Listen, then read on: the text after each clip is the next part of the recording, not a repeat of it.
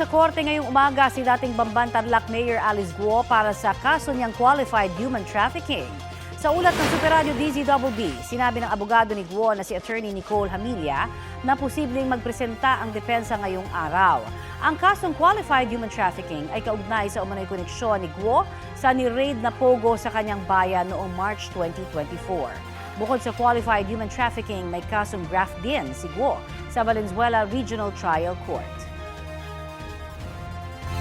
Itinanggi ni dating presidential spokesperson Harry Roque ang sinasabi ng DOJ na mayroon siyang hanggang 3 passport.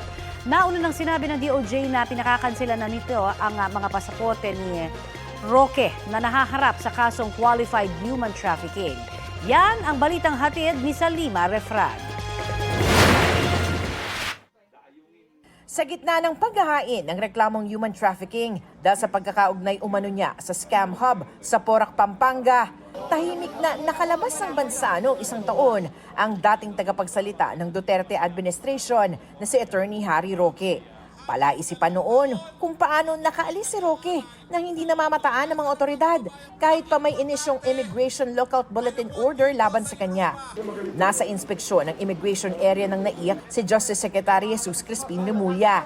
Anya, nag-backdoor exit si Roque nang nakalis ito ng bansa. Sa tawi-tawi dumaan yan. Tapos sir, saan siya nagpunta? Malamang nagbangka o nag-speedboat papuntang Malaysia via Sipadan and Sabah. Nakumpirma na lamang ang lokasyon ni Roque nang maghain na ng counter-affidavit sa Konsulado ng Pilipinas sa Abu Dhabi, United Arab Emirates noong 1 taon. Sunod na siyang namataan nang maaresto na si dating Pangulong Rodrigo Duterte sa The Hague, sa the Netherlands, kung saan meron siyang asylum application ngayon. May warrant of arrest si Roque ngayon para sa non-bailable na kasong qualified human trafficking, bunsod ng ni-raid na scam hub na Lucky South 99 sa Porac, Pampanga. Sabi ni Remulla, pinapakansela na nila ang 2 hanggang 3 passports na hawak umano ni Roque. Parehong regular passport. Di bali sana, kung official pa rin siya, meron siyang diplomatic tsaka meron siyang regular. Ang alam namin, meron siyang 2 regular. At least, 2. Same name, sir? Same name. Very similar. Or maybe a difference in baka middle initial o kaya second name niya. Hindi natin alam. Papahalukay namin yan. Kasi hindi dapat ginagawa yan. Sa isang pahayag, tinawag naman ni Roque na fake news ang sinasabi ng Administrasyong Marcos na meron siyang multiple passports. May isa raw siyang ginagamit na regular passport dahil puno na ang nauna niyang pasaporte. Kanselado na raw ito habang ang kanyang kasalukuyang passport hawak na ng Dutch authorities bilang bahagi ng kanyang asylum process. Hindi na rin daw niya ginagamit ang kanyang diplomatic passport dahil matagal na raw siyang wala sa gobyerno. Salima Refran, nagbabalita para sa GMA Integrated News. O sa mga nagja-job hunting dyan para sa abroad, may mahigit pong 800 job orders ang bansang Austria para sa mga Pilipino. Ayon sa Department of Migrant Workers, ang mga inaalok na trabaho ay mula sa mga sektor ng architecture, construction, manufacturing, healthcare and wellness, household service, culinary at hospitality. Ang minimum wage at benepisyo na makukuha ng mga Pinoy worker ay kagaya rin daw sa natatanggap ng mga lokal sa Austria. Paalala ng DMW sa mga lehitimong recruitment agency lang mag-apply na makikita sa listahan ng DMW website. Kapag government-to-government ang a-applyan, diretso sa DMW mag-apply at walang sinisingil na placement fee. Pinag-aaralan na rin ng Pilipinas ang pagbuo ng government-to-government labor employment track sa Austria, pati sa Hungary, Italy at New Zealand. Ito ang GMA Regional TV News. Patay ang isang babae matapos na sumalpok ang sinasakyang jeep sa concrete barrier sa Pagbilao, Quezon.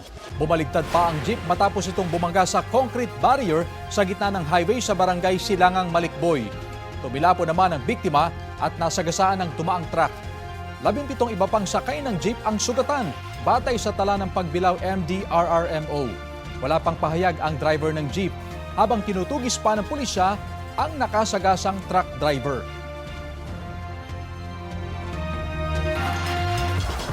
Unconditional love ang pinatunayan ng isang couple sa Mandawi City dito sa Cebu. Ang matamis na palitan ng I do ni Ayan Sanchez at Jury Brigoli nangyari sa loob ng ospital. Kwento ng kapatid ng groom, sa simbahan daw sana ang kasal noong Biyernes pero nagkaroon ng emergency. Isinugod sa ospital si bride dahil sa masamang pakiramdam dulot ng stage 4 gastric cancer. Para matuloy ang kasal as scheduled, pumayag ang pamunuan ng ospital na maging instant wedding venue ang chapel nito. Present sa seremonya ang 6 na anak ng couple na 15 taon nang nagsasama. Naroon din ang kanilang mga pamilya at entourage. Instant wedding guest na rin ang hospital staff.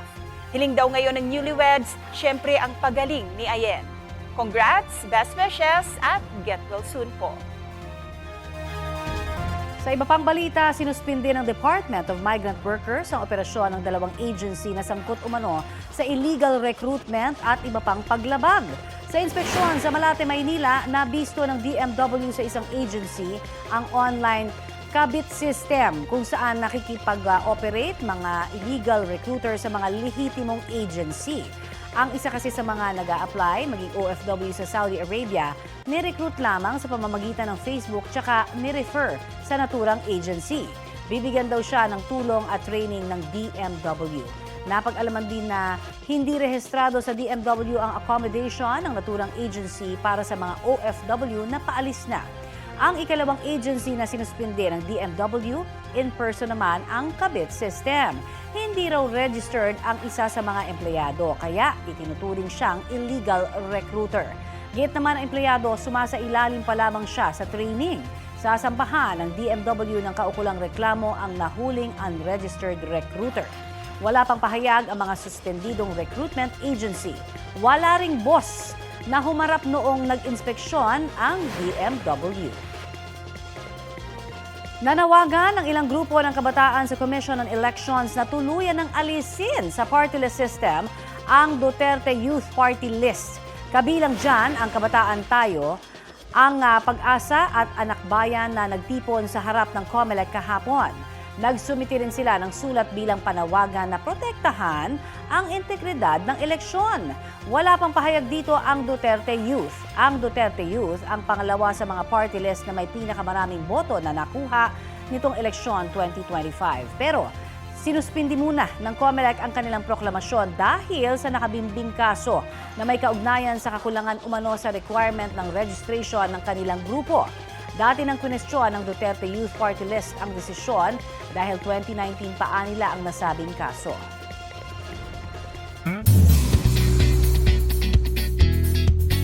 Ipinakilala na ang fresh set of voices na makikipag-galing laban sa galing sa The Clash 2025. Mula Luzon, Visayas, Mindanao at NCR. Clash Nation! Sila ang sandosenang new clashers mula sa iba't ibang panig ng bansa.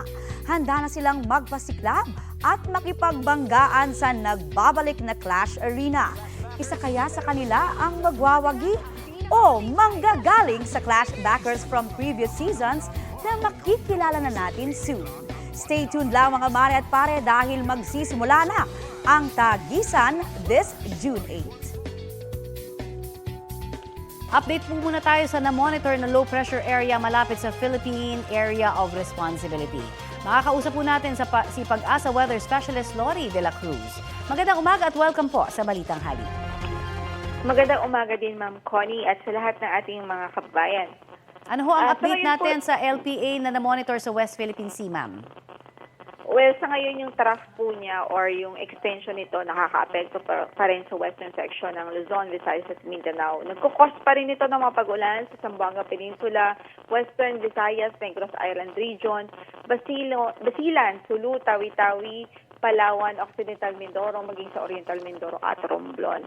Pero ini-expect natin papaalis o papalayo naman na itong LPA na ito lalo sa ating area of responsibility. So in the coming days, improving weather na ini-expect natin sa majority ng mga nabanggit nating lugar. Aha. At hanggang kailan po inaasahang may epekto itong LPA? Sabi nyo nga in the coming days, no? Pero mga ilang araw. Ito hubang weekend, magiging maulan pa rin? Yes, dito naman po sa northern section ng Luzon, particular sa Ilocos Region, Zambales, maging sa Bataan, possible pa rin ho ang ulan bukas dahil naman sa inaasahan nating southwesterly wind flow. Okay. Ito namang LPA o trough ng low pressure area, possible na ang epekto nito hanggang today na lang. Maraming salamat, Pag-asa Weather Specialist Lori de la Cruz. Update naman po tayo sa pagkakaaresto sa Timor-Leste kay dating Negros Oriental 3rd District Representative Arnolfo Teves Jr. May ulat on the spot si Sandra Aguinaldo. Sandra? Yes, Connie, nakakulong pa ngayon sa Ministry of Interior sa Timor-Leste si dating Negros Oriental 3rd District Representative Arnolfo Arnie Teves. Ayon po yan mismo sa kanyang kampo. Kasunod yan ang pag-aresto sa kanya mula pa kagabi at sa tinutuluyan daw niya itong bahay sa Dili na kabisera ng bansa. Ayon kay Attorney Ferdinand Topacio, Immigration Police ang kumuha kay Teves pati sa kanyang abogado roon. Ayon pa kay Topacio, na manhandle pa umano ng mga pulis ang abogado ni Teves. Sa ngayon, ayon kay Topacio, may abogado naman si Teves sa loob ng compound ng Ministry of Interior. Si Teves ay nahaharap sa multiple counts of murder sa Pilipinas matapos madawit bilang mastermind umano sa pagpatay kay Negros Oriental Governor Ruel de Gamo at siyam na iba pa sa tahanan nito sa Pamplona, Negros Oriental noong March 2023.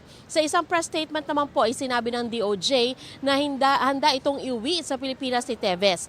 Hinihintay raw ng DOJ ang hakbang ng Timor-Leste kung ide-deport ba si Teves bilang undocumented foreigner o i-extradite. Wala daw legal document na natatanggap sa ngayon ang Pilipinas tungkol dito. At nakikipag-ugnayan po naman daw ang DOJ ng patuloy dito sa Timor-Leste. Sa isa naman pong FB post, Connie, ay sinabi naman ng kanyang anak na si Axel na kidnapping umano ang nangyari sa kanyang ama dahil wala umanong napakitang dokumento ang Immigration Police kung bakit siya kinukuha mula doon sa kanyang tahanan at iginiit din po ng kanyang anak na si Axel na legal ang pananatili sa Timor-Leste nitong si Teves dahil nalabanan daw niya sa korte yung kanyang extradition case. Mula dito sa DOJ, yan muna ang pinakahuling ulat. Connie? Maraming salamat, Sandra Aguinaldo. Samantala, nais daw ni Pangulong Bongbong Marcos na magtakda ng floor price sa palay para hindi malugi ang mga magsasaka. May ulat on the spot si Mariz Umali. Mariz? Connie, kaalis-alis lamang ni Pangulong Bongbong Marcos dito sa NFA o National Food Authority warehouse dito sa San Ildefonso, Bulacan, no? Kung saan nga niya binisita yung dalawang warehouse dito. At dito rin ay pinakinggan ng Pangulo ang hinaing ng ilang mga magsasaka.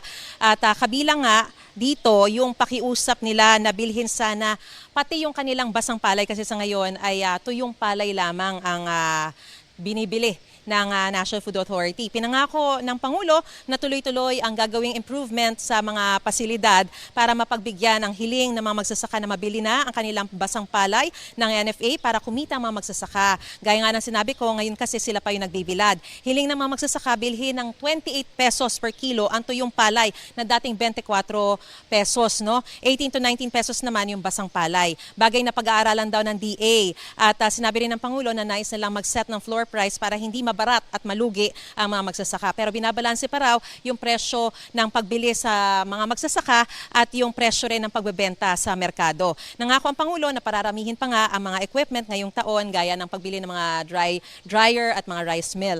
Pinangako din ng Pangulo na may iwan sa mga magsasaka ang kita, hindi sa trader para sila ay kumita. At next year, palalawakin pa raw yung mabibigyan o kumbaga makaka-access sa 20 pesos na bigas kung sa ngayon ay nasa Visayas lang at sa ilang bahagi ng Mindanao. By next year daw target na maibenta ng 20 pesos ang bigas sa buong bansa sa mga Kadiwa stores. At yan ang pinakasariang balita mula rito sa Bulacan. Balik sa iyo, Connie. Maraming salamat, Mariz Umali. Ito po ang Balitang Hali. Bahagi kami ng mas malaking misyon. Ako po si Connie. Kasama niyo rin po ako, Aubrey Carampe. Para sa mas malawak na paglilingkod sa bayan mula sa GMA Integrated News, ang News Authority ng Filipino.